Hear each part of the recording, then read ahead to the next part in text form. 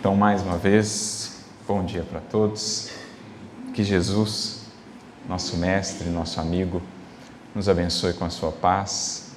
Que sintamos aqui a presença amiga dele, em espírito, dos seus emissários, nossos benfeitores espirituais, que sempre se fazem presentes, quando assim nos colocamos abertos, dispostos a aprender e a nos renovarmos em Cristo, em direção à vida maior e mais feliz que nos espera a todos, a fim de que saibamos também aproveitar o tanto que temos recebido do Evangelho, do Espiritismo em nossas vidas, para que, saindo apenas do campo da teoria, da memória, da cognição, possamos trazer a realidade do Evangelho para o nosso sentimento, para a nossa emoção, para a nossa vida de cada dia, a fim de que esta mensagem de fé e de esperança possa ecoar, possa irradiar,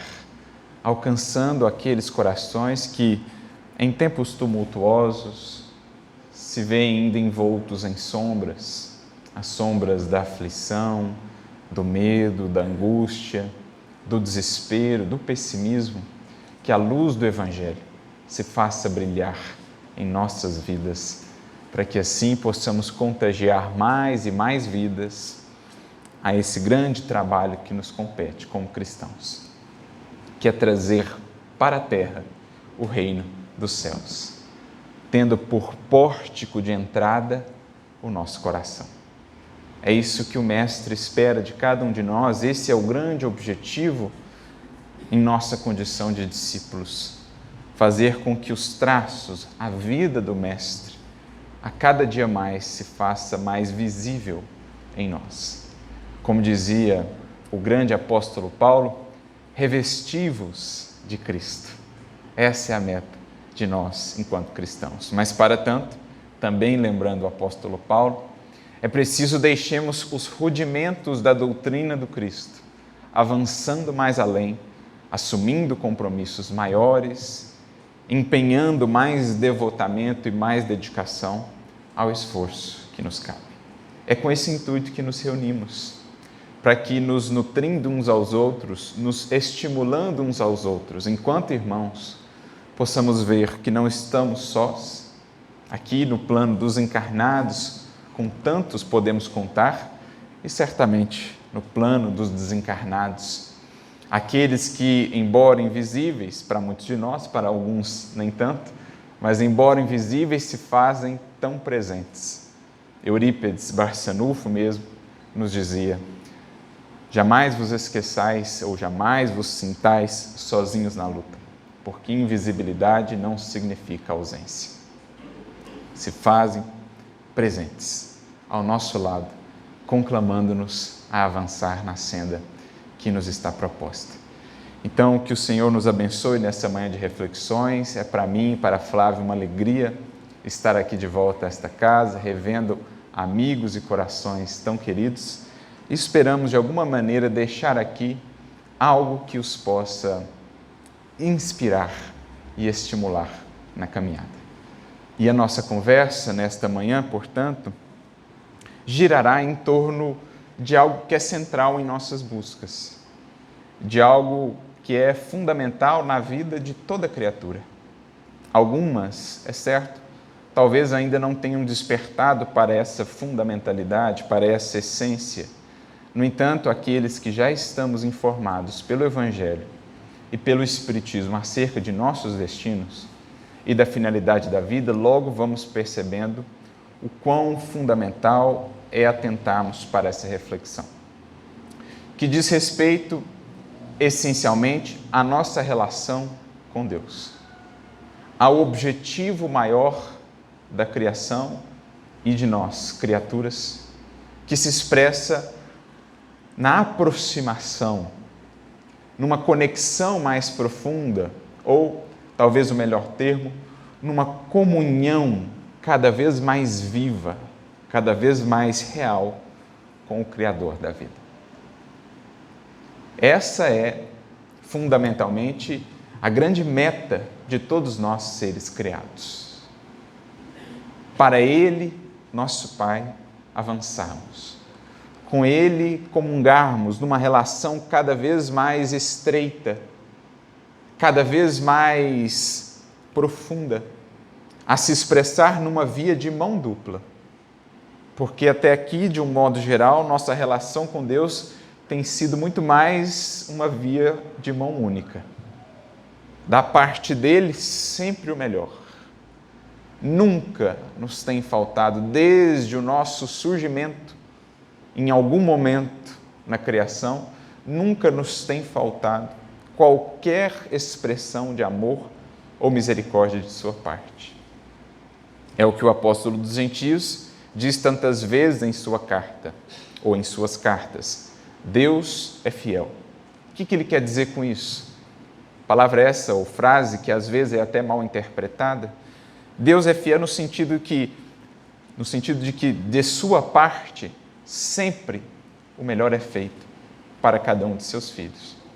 No entanto, o grande despertar ao qual somos chamados é agora retribuir, de nossa parte sendo também fiéis ao Pai, transformando todo o amor recebido, toda a misericórdia a nós dispensada em realização, em frutos dadivosos, a traduzirem as virtudes que precisamos ofertar à vida.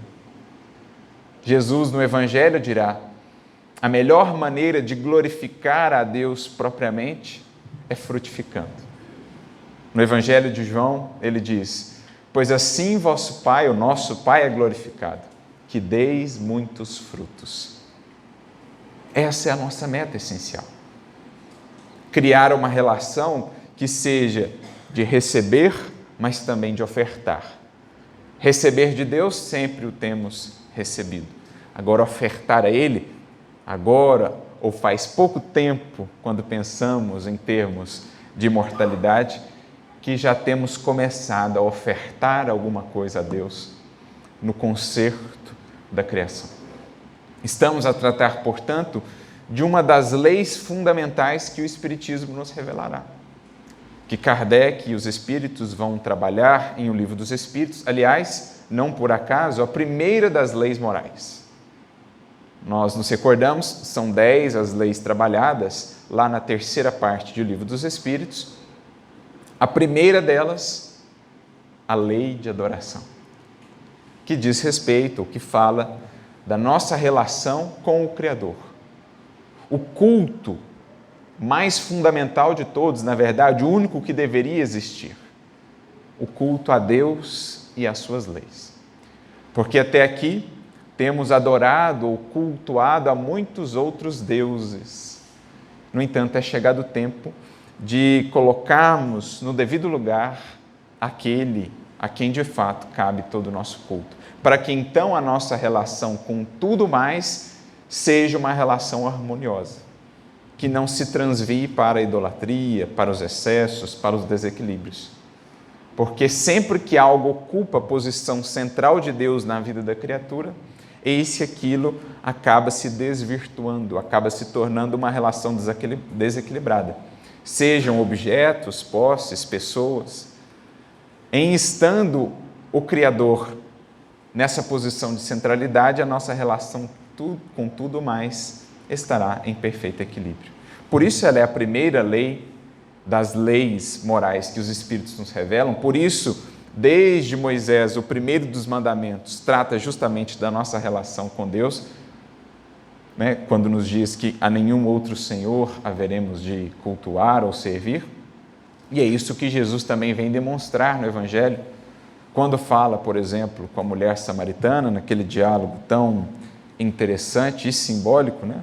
Aquele momento em que ele fala dos vários maridos que ela teve, que ainda não eram de fato seu marido, fala então ele de um novo marido, digamos assim, de um novo casamento, de uma nova união. Naturalmente que há ali todo um simbolismo, porque a questão do casamento nas Escrituras, ela representava, de certo modo, a ligação da criatura com o Criador. Aquele encontro junto ao poço remetia, no contexto cultural daquela época, a outros encontros que foram prenunciadores de casamentos. Por exemplo, Moisés encontrou sua esposa à beira de um poço, Isaac também, a sua esposa à beira de um poço. Então nós temos toda uma construção simbólica em que a mulher samaritana representa a alma, que tem tido até então vários senhores, porque a palavra traduzida por maridos, na verdade, Baalim, no hebraico, significa também senhores. A samaritana representa a alma que tem tido vários senhores, vários deuses antes de conhecer o Evangelho. Temos cultuado o dinheiro, temos cultuado o poder, temos cultuado o prazer, vários senhores. E Jesus ali representa o noivo, aquele que vem nos ensinar ou nos propiciar a verdadeira e legítima comunhão, agora, efetivamente, com o Senhor, com o Criador. Então, tudo que está representado ali naquele diálogo, que parece dizer respeito apenas à vida pessoal daquela mulher, na verdade é uma reflexão profunda à condição de todos nós. Almas samaritanas, nos desertos da vida, buscando a saciedade nos poços ilusórios do mundo, quando o Senhor, por meio do Evangelho, se aproxima e nos diz: todos esses senhores ainda não são de fato aquele ao qual deverá se unir. Esse poço, ou todos esses poços em que tem buscado se saciar, seja o prazer, seja o poder, seja a fortuna, seja o que for, não tem conseguido te saciar. Porque somente, em verdade, unindo-se a Deus, na comunhão efetiva com as suas leis e com o seu amor, é que encontrarás a saciedade e a plenitude. Por isso, João Batista a Jesus chamava de o noivo. E ele mesmo, Batista, se denominava o amigo do noivo, que se alegrava pelo fato de o noivo, enfim, ter vindo estar com a noiva, a representar a humanidade ou cada um de nós, almas em busca desta união efetiva. Esta é, portanto, uma lei fundamental, esta nossa relação que dita ou define todas as outras relações. Enquanto a nossa relação com Deus não caminhar por caminhos de maior harmonia e equilíbrio, todas as nossas outras relações estarão comprometidas, em algum nível, em algum grau. Enquanto o Criador não ocupar essa posição central, as nossas relações com objetos ou pessoas muitas vezes descambarão para o excesso do apego, do ciúme, do egoísmo, da possessividade, do culto, da idolatria. Quando, no entanto, as leis de Deus ocupam essa posição fundamental, eis então tudo vai se harmonizando. Mas o que vamos entendendo com o Espiritismo é que estamos todos inseridos, enquanto espíritos, numa jornada de amadurecimento, numa jornada de educação mesmo, a fim de que, no transcurso dos séculos, aprendamos a compreendê-lo melhor, o Criador, as suas leis, e a nossa maneira mais adequada de a elas nos associarmos e com Ele, nosso Pai, nos relacionarmos. Quando olhamos para a história da humanidade, desde os primórdios, quando a nossa razão ainda desabrochava, percebemos que em todo tempo a criatura se voltou para essa força maior, tantas vezes incompreendida, tantas vezes mesclada em nosso entendimento com as nossas imperfeições, com as nossas limitações. Projetávamos em Deus características bem humanas. Mais do que imagem e semelhança dele, muitas vezes temos feito dele imagem e semelhança de nós, outros. Mas é um processo evolutivo que vai com o passar do tempo, o amadurecimento, a recepção de novos conhecimentos, depurando essa nossa relação e esse nosso entendimento de nosso Pai.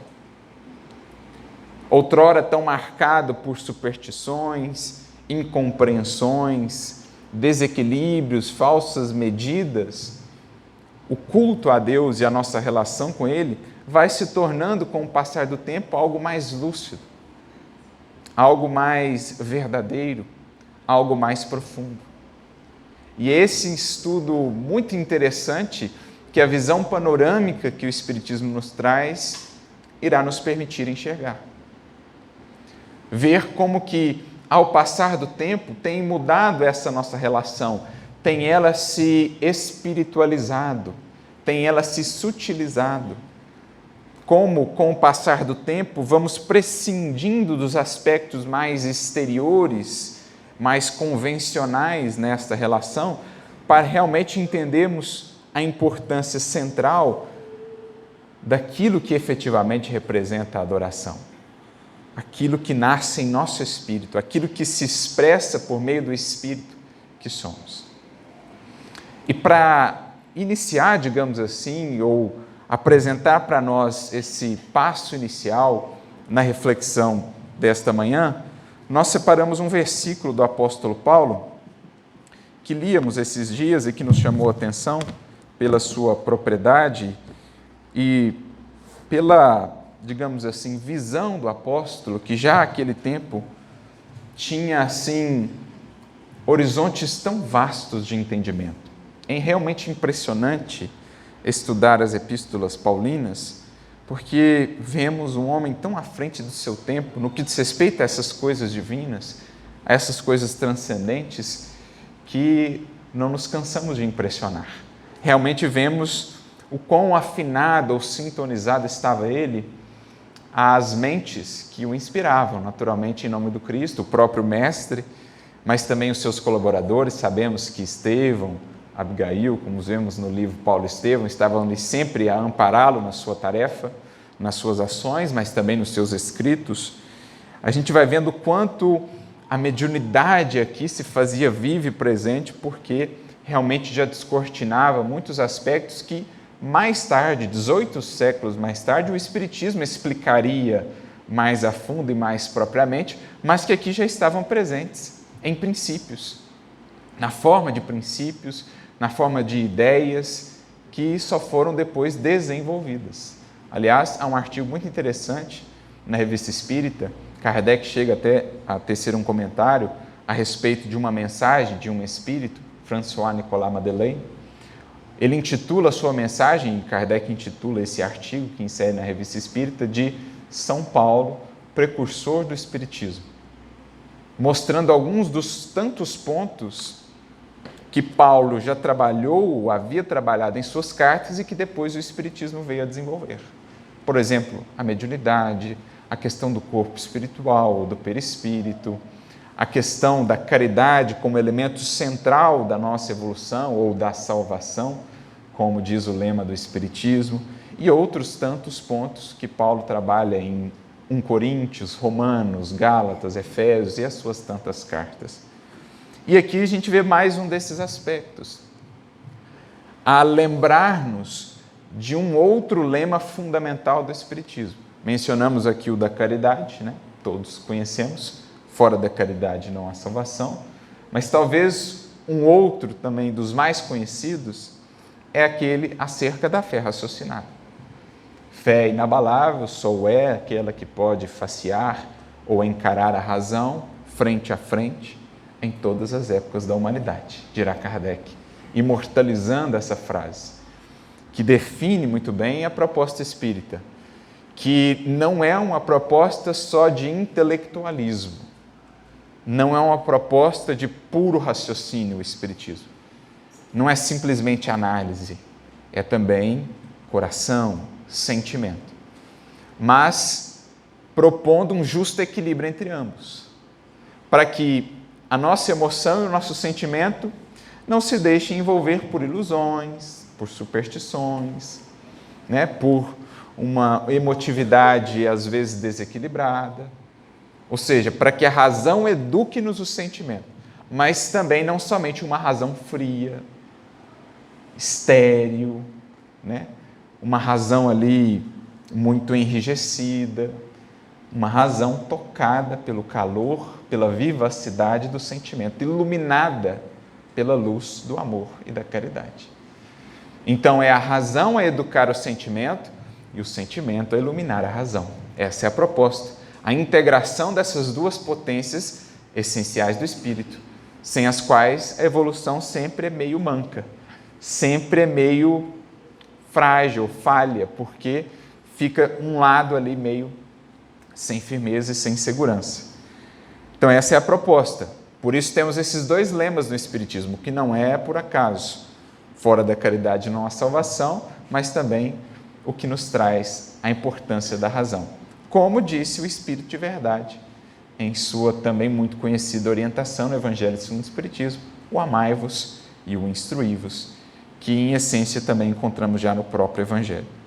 Pois bem, nesta frase, ou neste versículo que nós selecionamos para a nossa reflexão nesta manhã, Paulo justamente vai nos falar desta lei de adoração e do seu processo de amadurecimento em busca de um culto cada vez mais espiritual, cada vez mais racional. Vejamos que interessante, como ele diz, encontra-se em Romanos, capítulo 12, versículo 1, para quem quiser depois analisar também em sua casa. Rogo-vos, pois, irmãos, pela compaixão de Deus, que apresenteis os vossos corpos em sacrifício vivo, santo e agradável a Deus, que é o vosso culto racional. Eu sei que para muitas pessoas a leitura assim de Paulo pode gerar um estranhamento, porque são palavras diferentes com as quais muitas vezes não estamos acostumados. Mas daí a importância do estudo do Evangelho, de irmos ganhando familiaridade com esses textos, a eles recorrendo com o auxílio do Espiritismo, que atua como um conjunto de chaves preciosas a nos permitir acessar os tesouros aqui, muitas vezes ocultos num primeiro relance, num primeiro olhar. É até uma espécie de aferidor. Essa dificuldade dos textos do Evangelho, elas como que aferem a nossa perseverança, o nosso empenho. Quero eu mesmo me aprofundar ou fico somente na antecâmara? A primeira dificuldade, a da letra, do entendimento, já é capaz de me desanimar? Se assim o é, não me fiz digno ainda de avançar em direção ao tesouro. Então é como que um desafio que mede se já estamos verdadeiramente dispostos a buscar o tesouro. Porque, dizia o mestre, a todo o que procura, encontrará. Todo o que busca, achará. Todo aquele que pede, obterá. Aquele que bate à porta, a ele ela se abrirá. Então há algo que precisamos ofertar ao texto, para que o texto nos responda com as suas grandezas. Dediquemo-nos, diz Emmanuel, à graça da lição, para que a lição nos responda com as suas graças. Essa é a ideia. O texto do Evangelho, em muitas de suas expressões, se nos revela na medida em que a ele nos entregamos e dedicamos. Então vamos meditar um pouco sobre o que Paulo está dizendo aqui, para a gente ver como é lúcida a sua visão e como, de certo modo, ele previa já esse processo. Naturalmente que, olhando para trás de seu tempo, ele já via como que desde Moisés e com o advento do Evangelho, com Jesus, o processo de culto a Deus, de entendimento a Deus, vinha mudando, se desmaterializando, voltando-se mais para as questões do Espírito que propriamente para as questões exteriores vinculadas ao templo, às ofertas, às regras exteriores e convencionais de adoração, que eram muito presentes no seu tempo. Ele vinha percebendo a centralidade do Espírito como novo templo edificado pelo Cristo, demonstrado pelo Cristo. Como Jesus, naquela passagem conhecida, mesmo havia demonstrado quando ele e os discípulos encontram-se diante do templo de Jerusalém, que era aquela magnificência, aquela grandeza, e os discípulos voltam-se para Jesus e dizem: veja, mestre, que belas colunas. E Jesus então dirá de maneira até profética: não ficará pedra sobre pedra. Porque de fato, alguns anos depois, o templo de Jerusalém viria a ser destruído, mas não era sobre isso exatamente que Jesus falava, era algo ainda muito mais profundo.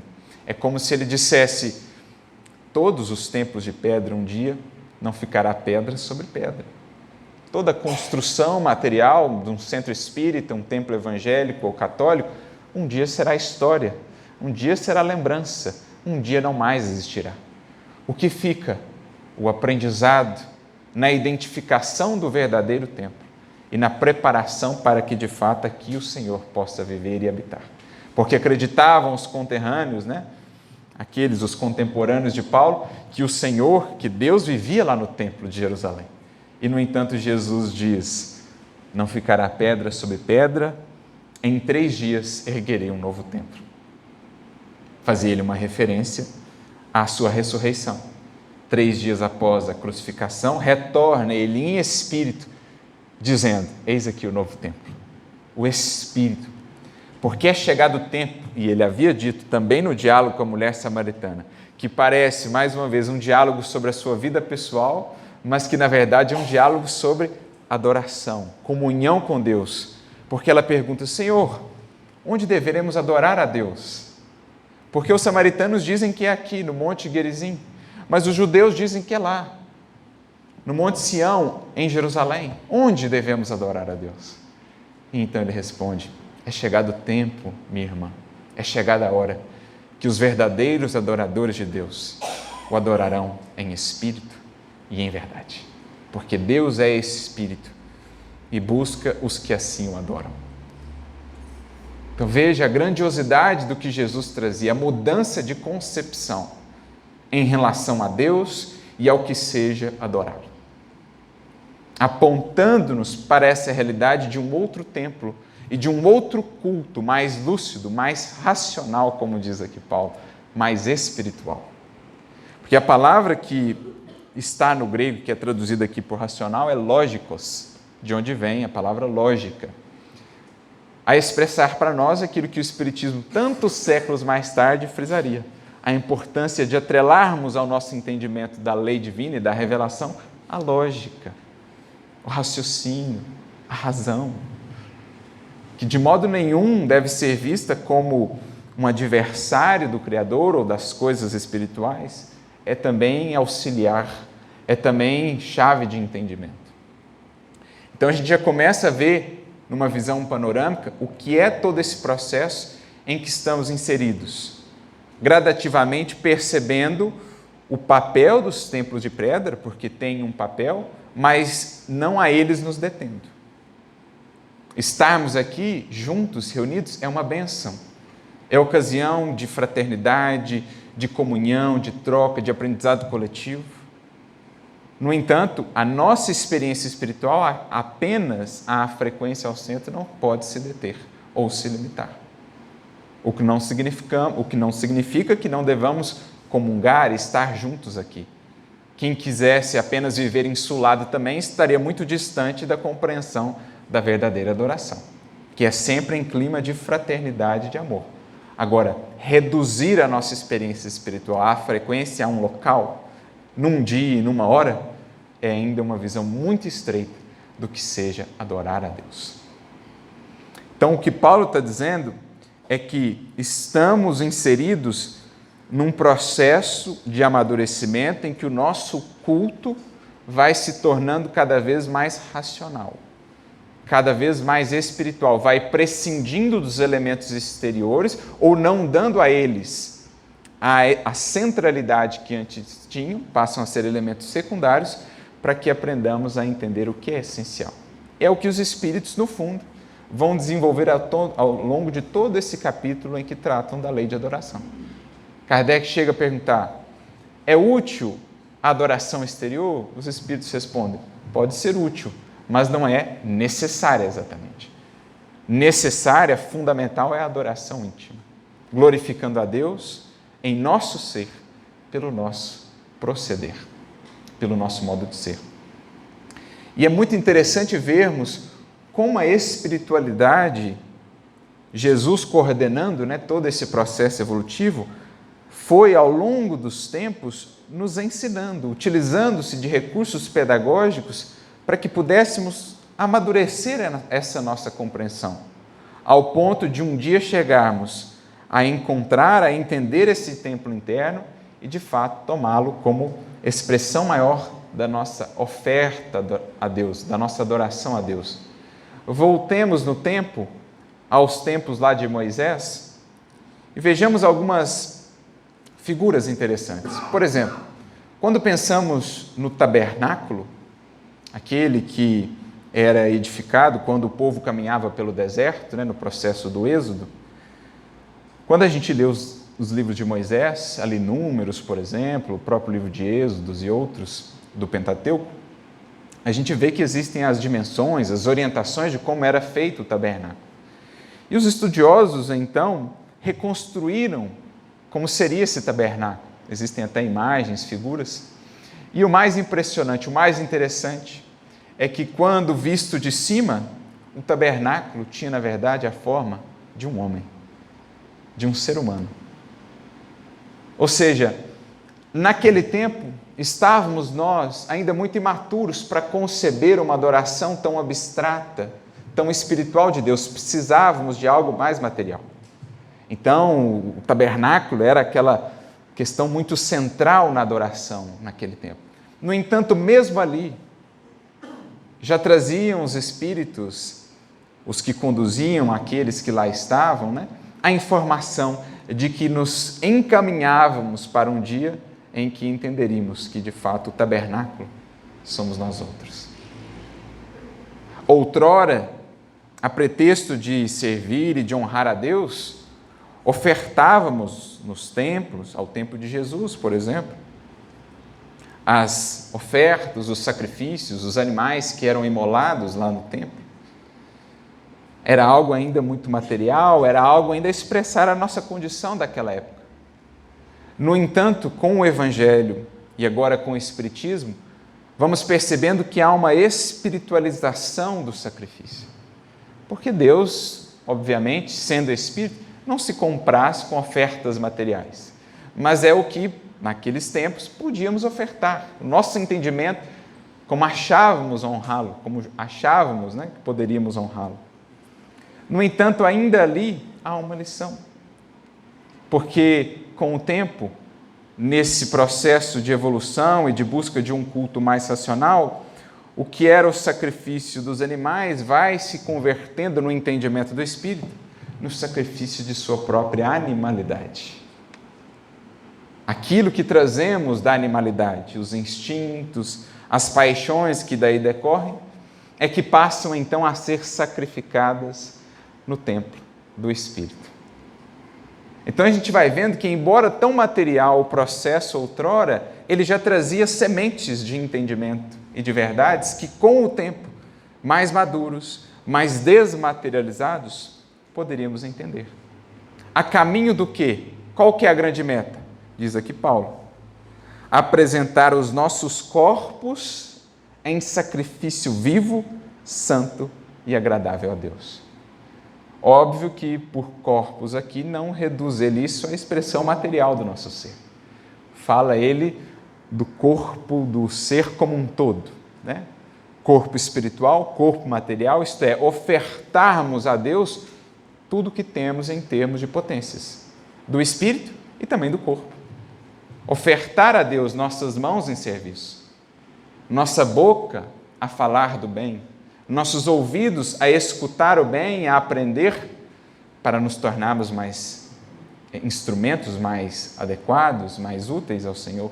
Nossos olhos a contemplar a beleza da vida, a fazerem-se de cegos para as imperfeições dos outros e a identificarem com mais valor o que os outros têm de potencial.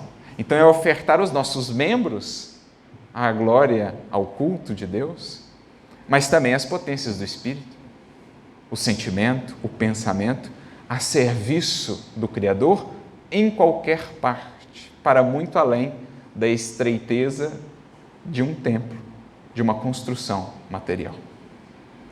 Então veja a visão de Paulo.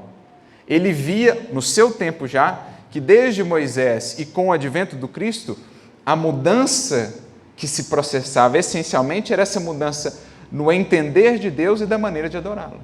Porque outrora, os seus compatriotas, por exemplo, tão fixados ali nas adorações no templo, nas ofertas que eram realizadas no templo, se o indivíduo havia ou não sido circuncidado, se ele observava ou não as regras do sábado, as regras de pureza exterior, tão afixados naquilo. E Paulo, percebendo já que Jesus abriu um novo horizonte de relação com Deus, destacando justamente agora o Espírito, a serviço de Deus onde quer que esteja, no lar, no trabalho, seja onde for, um culto mais espiritual, mais racional do Criador. Por isso, Paulo, em consonância com tudo que Jesus havia dito no Evangelho, dirá também na sua epístola aos Hebreus, capítulo 13, versículo 10, temos um altar. E Emmanuel, ao comentar essa fala de Paulo, no livro Fonte Viva, no capítulo 93, ele dirá que até aqui, até então, temos construído templos de todo tipo, de ouro, de mármore, de madeira, de barro, recamados de flores, de perfumes, de preciosidades, de ornamentos, de artes, vitrais e tudo mais. Temos feito todos esses templos ao longo dos séculos e de nossas várias encarnações. E diz ele, são respeitáveis esses movimentos, porque no fundo é a criatura em busca do Criador a seu modo ainda. No entanto, acrescenta, precisamos compreender que a finalidade máxima dos templos de pedra é despertar-nos a consciência. A finalidade máxima desses templos, todos eles, é despertar-nos a consciência. Por quê? Continua. O cristão, desperto para essa realidade, caminha oficiando como sacerdote de si mesmo. Isto é, ele entende que entre ele e o Criador agora, não mais intermediários. É ele com Deus, no âmbito da consciência. E ele caminha, então, oficiando como sacerdote de si mesmo, glorificando o bem diante do mal, a paz diante da discórdia, a serenidade diante da perturbação, o amor diante do ódio. Então, olha a perspectiva que Emmanuel traz a partir da fala de Paulo. Descobrindo esse altar que todos temos, cada espírito, o seu santuário íntimo, muitas vezes esquecido e abandonado, como diz aquela belíssima poesia de Alta de Souza, volve ao teu templo mais interno, a mais alta de todas as capelas, que tem sido abandonada e esquecida até aqui, para que, enfim, construindo, edificando, ornando esse templo íntimo, aqui possamos sentir a presença do Senhor e expressá-la efetivamente por meio de nossas ações, por meio de nosso coração. É essa a jornada que Paulo aqui descreve. Amadurecendo o nosso culto, tornando-o mais espiritual, mais racional, entendendo que para Deus muito mais importante do que a vestimenta, a forma, o rito pelo qual o adoramos, será a intenção, o sentimento, a ação realizada em seu nome, ou inspirada no pensamento pela sua figura e pelas suas leis. Isso é um culto mais racional, isso é um culto mais espiritual, que o Espiritismo vem nos relembrar, porque respeitando todas as outras formas de crenças, outras formas de culto, o Espiritismo terá a sua maneira de enxergar essa questão, abrindo mão, digamos assim, desvencilhando-se de qualquer formalidade no culto exterior. Não teremos hierarquias sacerdotais, não teremos uma liturgia, uma ritualística definida, porque quer o Espiritismo que nunca percamos de vista a finalidade central. Porque quantas vezes não temos sido nós aqueles que, muito fiéis à frequência a um templo, muito devotados ali na forma exterior de adorar, estávamos internamente tão distanciados do amor e da misericórdia. Como aos tempos de Jesus, os fariseus, com os quais ele tantas vezes foi tão enérgico, que estavam extremamente preocupados se ele havia de quebrar a regra do sábado, curando alguém no sábado, ao invés de estarem preocupados com aquele que foi amparado no sábado. Ficavam eles extremamente irritados com o fato de Jesus no sábado, que segundo eles deveria ser consagrado a Deus, consagrado ao descanso, Jesus fazer o bem no sábado os incomodava profundamente, porque acreditavam que honravam mais a Deus, desprezando o aflito em respeito ao descanso do sábado, do que amparando aquele coração necessitado. Julgavam que honravam mais a Deus, ofertando lá no templo as libações, né, de azeite, tudo que ofertava ali no templo, inclusive os animais sacrificados, do que amparando ao irmão caído, que é, no fundo, o que Jesus vai trabalhar, por exemplo, na parábola do bom samaritano. Aquele que era considerado herético, pela sua maneira diferente de adorar a Deus, porque não adorava no mesmo templo, porque não seguia exatamente as mesmas regras exteriores, era ele considerado herético. E então constrói Jesus uma parábola em que temos ali dois representantes do culto, da adoração, o levita e o sacerdote. E temos um representante da heresia, no caso ali, o samaritano. Entre estes, o irmão caído, o irmão necessitado. E olhemos a pedagogia do mestre, como ele constrói a cena com todos os detalhes. Voltavam o sacerdote e o levita, desciam de Jerusalém para Jericó. Com isso há uma mensagem implícita. Muito provavelmente saíam eles dos trabalhos no templo, porque naquele tempo os sacerdotes não necessariamente viviam em Jerusalém. Existia uma alternância, um revezamento. Cada sacerdote oficiava por um determinado período. Quando ele se deslocava de sua cidade, cumpria os seus ofícios no templo e retornava à sua cidade. Então o sacerdote e o levita voltavam de Jerusalém a dizer que deixavam os serviços e os ofícios no templo. Diante do homem caído e necessitado, passam eles de largo. Indiferença, sim, egoísmo, mas não só isso. Pensando ali como o contexto da época nos mostra a situação, estavam eles, pelos ofícios no templo, no estado de pureza ritual, porque para poderem atuar no templo precisavam seguir uma imensidade de regrinhas. E perder esse estado de pureza ritual dava muito trabalho depois recuperá-lo. Então, por exemplo, não podiam se aproximar a tantos passos de um gentio ou adentrar a casa de um gentio, não poderiam tocar alguém que estivesse morto, por isso que os sepulcros até eram caiados de branco, porque não podiam passar nem perto de um sepulcro, porque senão perderiam a pureza ritual. Não podiam tocar alguém que estivesse sangrando, porque senão perderiam a pureza ritual, por isso que na época da menstruação o marido nem podia ter contato com a sua esposa. Então era uma série de regras que eles seguiam rigidamente, acreditando que assim honravam efetivamente a Deus. E aí Jesus coloca então esse paralelo. Voltavam eles do templo, onde haviam depositado lá no altar as libações de azeite, de vinho, os animais sacrificados, e se vê então, de repente, diante de um homem caído. Imaginemos o que se passou na mente do sacerdote. Será que ele está morto ou não? Se ele estiver morto e eu tocar, eu perco a pureza. Será que ele está sangrando? Está sangrando. Se eu tocar, eu perco a pureza.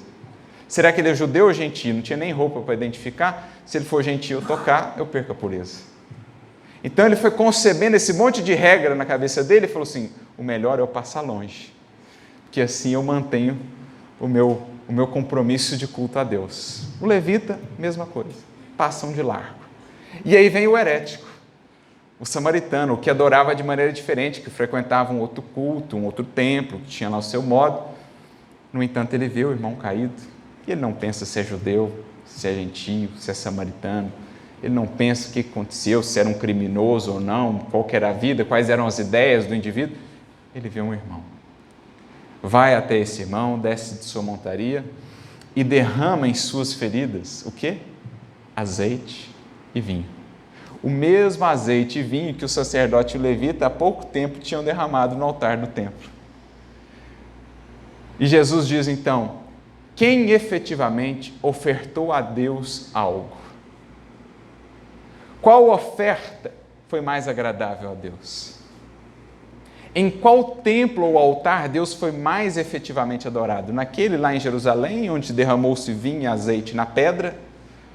Ou naquela estrada seca, junto àquele irmão ensanguentado, onde foram derramados azeite e vinho nas feridas? Quem cultuou a Deus? Percebem a profundeza da parábola? É disso que Jesus fala. Uma nova compreensão, um culto mais espiritual e racional, independentemente das formas. As formas poderão variar. Agora, se um coração ali se coloca com a intenção mais pura e mais nobre de servir a Deus, de amá-lo na figura do próximo, independentemente das feições exteriores do seu culto, ele está entendendo o que é a centralidade, um culto espiritual a Deus. Porque ao longo dos séculos, assim como o nosso entendimento de templo vai mudando, também o nosso entendimento de oferta a Deus vai mudando. Porque outrora, nos primórdios da humanidade, chegamos inclusive a ofertar sacrifícios humanos a Deus ou aos deuses, sacrifícios de animais. Com o passar do tempo, a gente foi se depurando, passamos a ofertar incenso, mirra, alguns outros produtos. No entanto, nessa toada, nessa jornada, chegaremos um dia, e o Espiritismo já nos esclarece para tanto, e também o próprio Evangelho, em que compreendemos que a verdadeira oferta somos nós mesmos. Kardec dirá em O Evangelho segundo o Espiritismo: Cristo espiritualizou o sacrifício.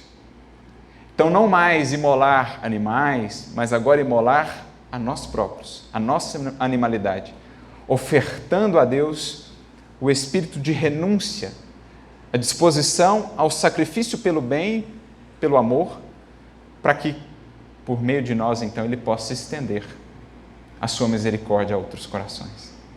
É isso que Emmanuel vai fazer num estudo muito interessante, no capítulo 17 do livro Construção do Amor, em que ele fala dessa evolução da oferenda cristã. Ele fala desses tempos, outrora, em que ofertávamos o sangue ali a Deus, julgando honrá-lo assim. Depois, os objetos, os frutos, as primícias das plantações, daquilo que a gente colhia, os perfumes, os incensos.